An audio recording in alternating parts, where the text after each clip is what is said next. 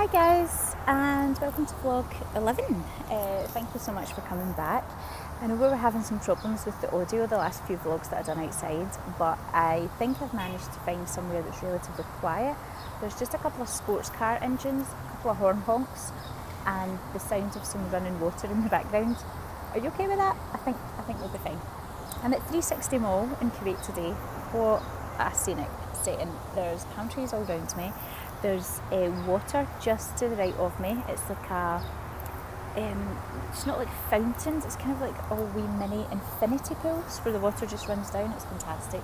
And 360 Mall is the mall in Kuwait which has quite high-end shops. I mean, they've all got high-end shops, let's be honest, but there's quite a large percentage of designer shops, amazing jewellery shops. There's like Burberry, Gucci, Prada, all of those things, so it's fantastic. So it's lovely inside. It's got a living wall made out of foliage as well, which is really cool. So I wanted to take some time out here and talk to you about myth number 3 about business that we're going to discuss today. And myth number 3 about business. There's a saying that you should wait until the time is right to set up in business. And that basically refers to kind of macro factors such as don't set up a business during a recession, don't set up a business when there's an economic downturn, make sure that when you're setting up a business the market is right. For example, don't set up a property business during a property crash. And, you know, all these other myths about waiting for the right time. Likewise, wait until it's the right time in your personal circumstances. So don't set up a business if you're in debt, don't set up a business if you're planning a family, if you're struggling to pay the bills, blah, blah, blah, blah, blah. This is born out of fear of what's going to happen and it's not going to work. There is never a good time to start a business. So likewise, there is never a bad time to start a business, if you know what I mean. There's always going to be something that stands in your way. For example, if you set up a business during a recession, yes, it's probably going to be harder to get customers, but maybe it's just harder to get customers for larger organisations because, for example, if your customers are buying something, they're going to be more aware of pricing. And if you're coming into a crowded marketplace and you can offer a similar or the same product for less money, because your overheads are less, because you don't have the large distributor cost or anything like that, then surely people are going to pick your product over the larger ones that are available. Likewise, starting a business in a recession makes you approach it like a lean startup, which we spoke about before. And approaching it like a lean startup is being very, very aware of costs, is making sure that you're not wasting money, is doing your market research, but still going for it. I think that's going to get you the edge over your competition, and actually historically there's been some very successful businesses founded during economic recessions. Microsoft is one of them, and what happens is it allows them to come into a market when everybody else is struggling, learn from their mistakes, but also learn by doing. So that's dealing with the sort of larger economics. And let's be honest, if you live in the UK, are we ever not in recession? I don't think I can remember a time where everybody thought things were great. There's always this kind of black cloud of negativity over the general economic future and current situation of the country. And sometimes I think they do it that way deliberately. It's almost as if by keeping you in a ready state of fear, you won't try anything new and you'll put up with the way things are and you'll accept the status quo, because you're in a constant worry and a constant panic that if you do change something, the whole thing is going to come crumbling down. So let's look at your own personal situation as well. Lots of people say you shouldn't start a business if you're in debt, and you shouldn't start a business if you're not totally financially sound. Now, I tried to explain on Saturday about the ways that you can set up a business without any money, and that was all to do with how to get your product to market and how to get your service to market. What I'm going to sort of delve into today is if your personal situation isn't fantastic and you don't have a bit of money behind you, how do you get the knowledge and the expertise and the skills, and how do you get out there and sort of learn what you need to learn? When I first started up, every single book that I read was from the library. Now, That's crazy. It's crazy to not even have enough money to be able to afford to download an audiobook or to be able to go and buy a business book. But that's a reality for a lot of people.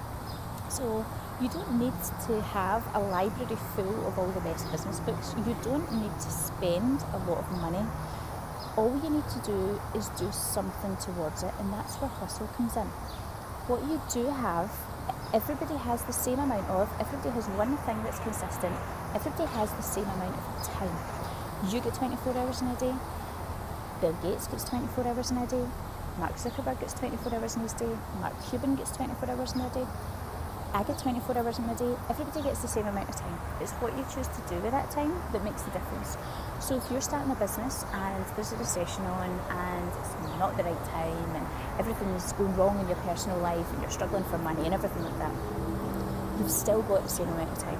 So see, instead of spending that time worrying about what if we do this, what if we do that, what if we set up too early, what if it's not the right time for this business, what if the market's not ready, all that time that you spend worrying, if you spend that time just working on your business, Google is free, the internet's free, libraries are free, so use them to do your research.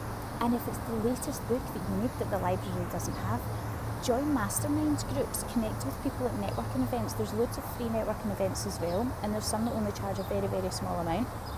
Ask them if you can borrow, do it as a trade, just say I've got this business book, we can trade, start a reading group, start something which puts you in touch with people who have the knowledge that you're looking for, and likewise learning from them. So even if you don't have the money, even if your personal situation isn't great, even if you're going through something at the time which you don't believe is conducive to starting a business, if you have a couple of hours a day which you can set aside to devote to it, use that time wisely, but use that time to do all the research that you need, do all the groundwork that you need, get in touch with the right people, do the right moves towards setting up a business, investigate the right things, start talking about the right things, have discussions about your chosen field rather than discussions about how terrible the economy is and how bad the government is and how there's so many people in poverty and how it will never get better and how everything is just bad the way it is. Because the more time you spend in conversations like that, the more time you start believing it, and you won't ever make the leap away from what you're doing to do something different. It's never going to be the right time. And there's a very, very good quote. I think it's from Hugh Laurie. I think it's from Hugh Laurie. And he says something along the lines of, I don't think there's ever a right time, and it's a shame that so many people spend so long waiting for the right time, because all you need to do is do it now. And whatever problems and issues and challenges that now throws up for you, I guarantee that you will have the same amount of problems, challenges and issues in a month's time, or in a year's time, or in 5 years' time. And actually, if you're thinking about setting up a business and you say, well, I'm not going to do it just now, I'm going to do it in 2 years' time, 2 years will pass anyway. Whatever you do, 2 years is going to pass, time will pass. It's just what happens. So why not start now? And in 2 years, even if you're just a couple of steps further towards it, even if you just know a lot more about it, you've done more research, you've met more people, you've made more waves, you're going to be much further on for starting than you are at this time just now. Because do you know what's going to happen if you don't do that? It's going to come to 2 years and you're going to give it another 2 years, and you're going to push it back and push it back. Nobody ever turned round at 80 years old and wished that they hadn't made the leap or wished that they hadn't changed something. So many people get to that age and regret that they didn't. Have I said that right? I'm going to try that again because I've done 9 minutes and I'm not starting again. Right. Deathbed regrets are not I wish I'd spent more time at the office, and they're not I am so glad that I kept that bad paying job that made me miserable for my life because I got 10 years of good retirement. Deathbed regrets are I wish I'd taken that leap when I was 30. I wish I'd taken that leap when I was 40. I wish I'd went after that thing I wanted when I was 45, when I thought that I was too old to do it. But actually looking back, I was as young as I was ever going to be at that stage, and I might as well just have went for it. There's always going to be a voice in your head that's going to tell you you can't do it.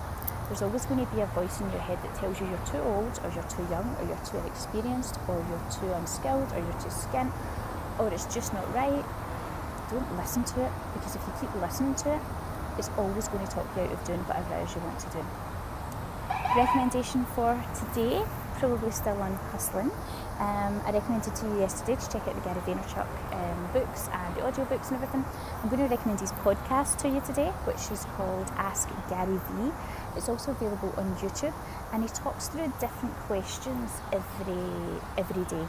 So he takes questions in from listeners and answers them, and it's all related to business and to startup and setting up and hustle and all those kind of things. Please check it out. I think that would be a great one for you. Tomorrow we're going to go into our fourth myth about business, and then I'm still looking for a company to help out on Sunday to do our kind of Sunday focus on a startup organisation. So if that's you or that's somebody you know, please get in touch. And I look forward to speaking to you guys tomorrow. Okay? See you later. Bye bye.